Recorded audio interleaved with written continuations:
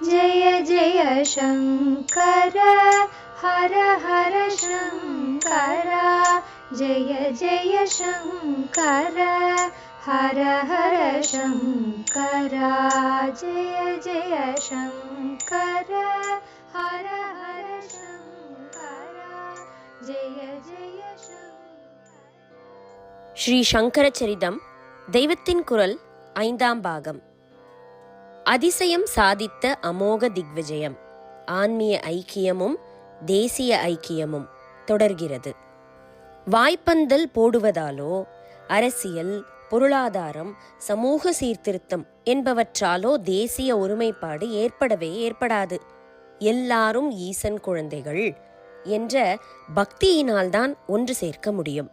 அதற்கும் மேலே எல்லாரும் ஈசனே என்னும் ஞானம், இவற்றினால்தான் ஆச்சாரியால் ஐக்கியப்படுத்தியது. அந்த ஞானத்துக்கும் பக்திக்கும் அவரே ரூபமாயிருந்ததால்தான் அத்தனை சக்தியோடு பண்ண முடிந்தது. பக்தி ஞானம் என்றால் ஜனசமூகத்துக்கு போதுமா? காரியங்களை பண்ணி ஜீவ யாத்திரை நடத்துவதுதானே அவர்களுக்கு முக்கியம். இங்கே வர்ணாசிரம வழு இல்லாமலே நடக்கும்படியாக ஆச்சாரியால் செய்தார். அவர் பண்ணியது இப்போது ஒன்றுமே பண்ண முடியாமல் அவர் பெயரை வைத்துக்கொண்டு புகழ் மாலையும் பாராட்டு விழாவும் பெறுவது, இரண்டையும் நினைத்து பார்த்தால் மலைக்கும் மடுவுக்குமாக இருக்கிறது. இப்போது கூட 6000 சிஷ்யர்கள் இல்லை, மடத்தைச் சேர்ந்தவர்கள்தான் இருக்கிறார்கள். ஆனாலும் எந்த ஊரில் நன்றாக பிக்ஷை நடக்கும் என்று பார்த்தே போவதாயிருக்கிறது. ஏதோ ஒரு சக்தி நடத்துகிறது. தர்மத்தை சொல்லிக் கொண்டு போ என்று எது இப்படி உட்கார்த்தி வைத்திருக்கிறதோ அதுவே எங்கே நம் காரியத்துக்கு தேவை இருக்கிறதோ அங்கே போனாலும் நடத்தி கொடுக்கும். அதனால் நம் தேவைக்கு யார் கொண்டு வந்து கொட்டுவார்கள் என்று பார்த்து கொண்டு போக வேண்டாம் என்ற ஞானம் எப்போதாவது கொஞ்சம் வருவதோடு சரி. இப்படி லாப நஷ்ட கணக்கு போட்டுக்கொண்டா ஆச்சாரியால் ஒரு இடம் பாக்கி இல்லாமல் தேசம் பூரா போனார். ஒரு தரத்துக்கு 3 தரம் போனார். பாராட்டு விழா பிரசங்கிகளும் பத்திரிகையாளர்களும் கிருத்த யுகத்தையே கொண்டு வந்து விட்டார்க்கும், அதுவாக்கும் இதுவாக்கும் என்று சொன்னாலும் வாஸ்தவத்தில் நாளுக்கு நாள் தர்மங்களை பறிகொடுத்து கொண்டுதான் வந்திருக்கிறது. 50, 40, 30 வருஷம் முன்னால் இருந்த ஆச்சாரங்கள் கூட இப்போது பூத கண்ணாடி வைத்து தேடும்படி இருக்கிறது. நம் பிழைப்பு நடந்தால் போதும் என்று சிகை இல்லையா, சரி. மடிசார் இல்லையா, அதுவும் சரி.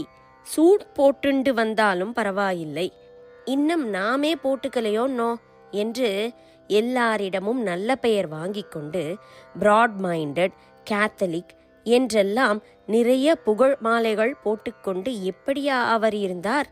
தாமும் சாஸ்திர விதி எதையும் விடாமல், அதோடு மாத்திரம் இல்லாமல் அசாஸ்திரியமாக போயிருந்த அத்தனை ஜன சமூகத்தையும் விதி பிரகாரமே பண்ணும்படி செய்திருக்கிறார்.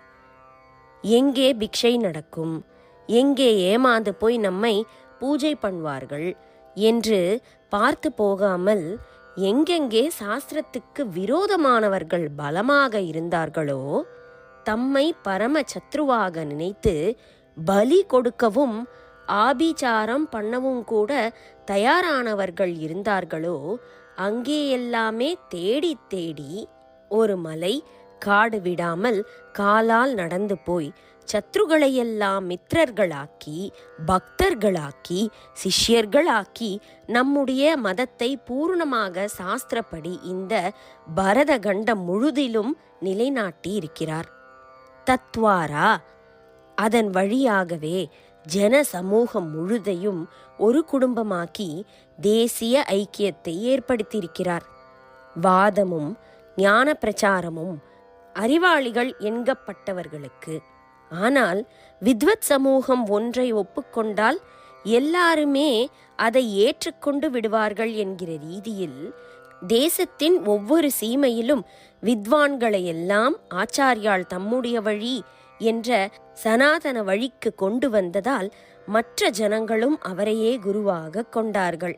ஆனால் இப்படி இன்டைரக்டாக மட்டும் அவருடைய பொதுஜன பணி முடிந்துவிடவில்லை. பொதுமக்களை அவரே நேராக எப்படி நல்லதில் திருப்பினார் என்றால் கோவில்கள், பூஜை, ஸ்தோத்திரம் முதலியவற்றால்தான். குரூரமான உபாசனைகள், குரூரமாக இன்னொரு உயிரை பலி தருவது மட்டுமில்லை, தன்னையே சுட்டு வருத்தி கொண்டு முத்திரை போட்டுக்கொள்வது போன்றவற்றையும்தான். இம்மாதிரி வழிகளை ஜனங்கள் கைவிட பண்ணி அன்போடு வழிபாடுகள் நடக்கச் செய்தார்.